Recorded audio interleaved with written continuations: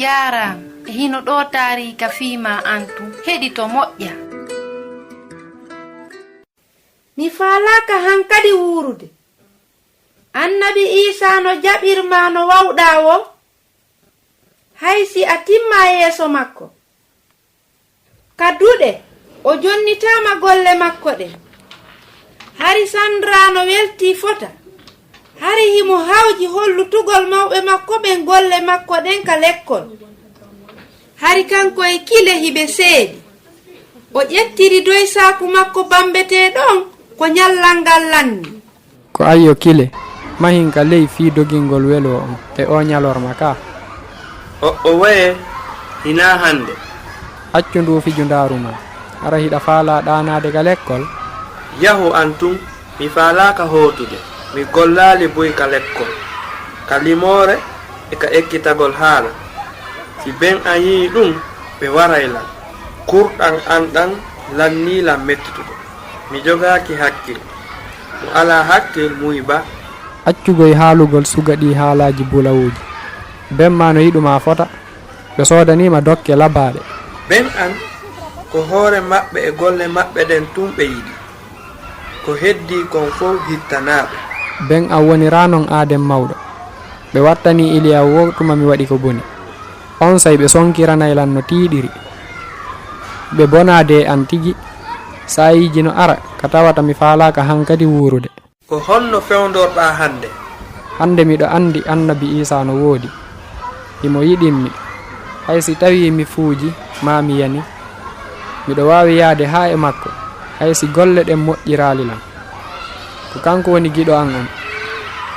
Wurin mi wawata hi'ugol mo. Miɗo andi himo wondi an sondo kala. Mi hana heɓugol doole. Miɗo wawi hay wullugol yeeso makko. Ɗum no moƴƴanilam. Hino moƴƴamma. Si tawno min kadi mi wawayno gonɗinɗe wano gonɗinirɗa non. Mahin ka ngayka ka woni ɗon. Yewten.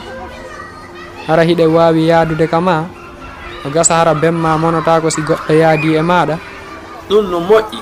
Ko a gorejo an haqiqajo. E si gurte ɗen lanni non. Haray e wawa waɗitude dartal ngal nde wotere. Hari hino laba fiyo ben ay yahu ka weldiɗɗo maɓɓe on. Kono kile kam weltaki ɗum. On say kawake waɗi. Ben makko monanoki fewndo ko yi golle ɗe kile waɗi ɗen ka lekkol ka dartugol. O wi kanko kadi o hendotano ko golle moƴƴe ka dartugol fewndo ko jangayno ka duɗal. Wurin hino satti nde tawi mawɓe ɓen no habbi golle timmuɗe. Kono kanko Annabi Isa wona non o wayi. Kono wonirɗa non o jogortama. Himo yiɗuma e doole maɗen e lo'ere mande. Himo andi wonde hiɗa wawi huwude piiji buy. Himo andi kadi ɗi weɓanama ɗi. Himo faala wallitadema. Awa heɓu cuucal hooloɗamo. A wonata tun arano ka duɗal maɗa nde anduɗa Annabi Isa. Kono o wallitotoma no huwira yeruma on. Himo wawi okkugol ma needi e weltare ka lekkol. Suusu hooloɗamo. A wawa e huwude ɓuri ko miijiɗa kon e dow ballal Annabi Isa. Husainatu wonno e yewtudema. Mi weltanike ma fii ko heɗitiɗa kon. Hiɗen e saayi.